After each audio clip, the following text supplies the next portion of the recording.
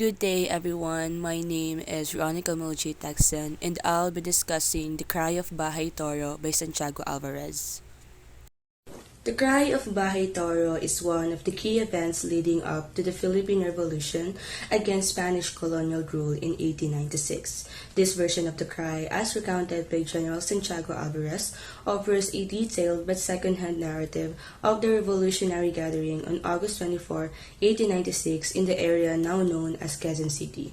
Although Alvarez was not an eyewitness to the event and was in Cavite at that time, his account reflects the urgency and unity of the Katipunan revolutionaries.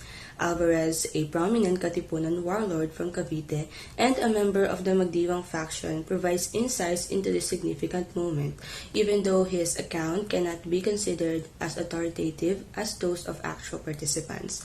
To give background about Santiago Alvarez and the Katipunan, Santiago Alvarez, the son of Mariano Alvarez, was an influential leader in the revolutionary forces, particularly in Cavite. The Katipunan, founded by Andres Bonifacio in 1892, was a secret society dedicated to the overthrow of Spanish rule in the Philippines.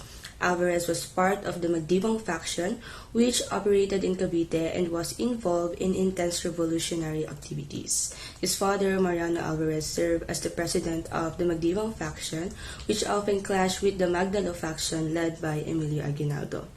Alvarez's account of the Cry of Bahay Toro is unique because although he was in Cavite at that time, his version helps fill gaps in the historical understanding of the cry, which is a series of declarations and actions by the Katipuneros to reject the Spanish colonial rule.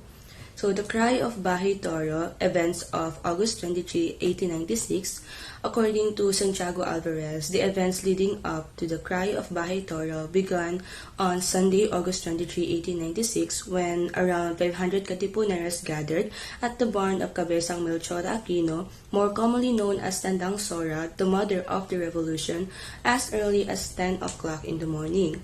The barn was located in a place called Sampalucan in the barrio of Bahay Toro. These revolutionaries assembled, eager to join Andres Bonifacio, the leader of the Katipunan, in the struggle against the Spanish authorities. This gathering of Katipuneros was part of a larger movement as Bonifacio and his followers began to travel from place to place, gathering supporters and discussing their plans for revolution.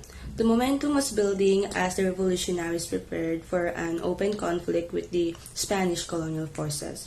The events of August 24, 1896, by Monday, which is August 24, 1896, the number of Katipuneros had grown to approximately 1,000. Under the leadership of Bonifacio, a crucial meeting was held inside the large barn. The meeting began at 10 a.m., where discussions about the timing and logistics of launching the revolution were conducted. Bonifacio's leadership and the Katipuneros' determination to liberate the country were on full display during this gathering.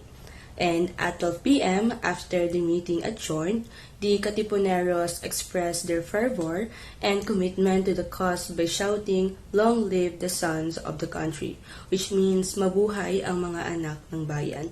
This declaration was a powerful signal of the unity and resolve of the revolutionaries.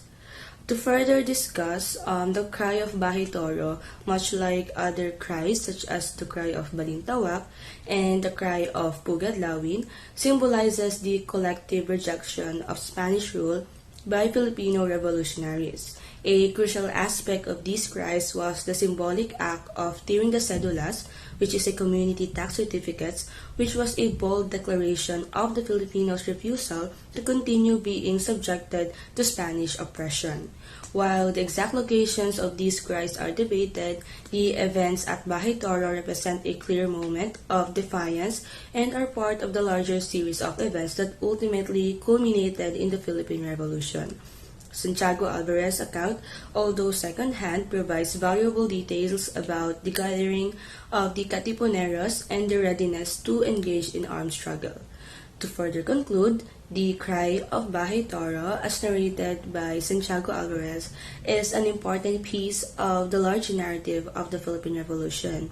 Although Alvarez was not present at Bahay Toro during the event, his account reflects the unity and growing momentum of the Filipino revolutionaries under the leadership of Andres Bonifacio.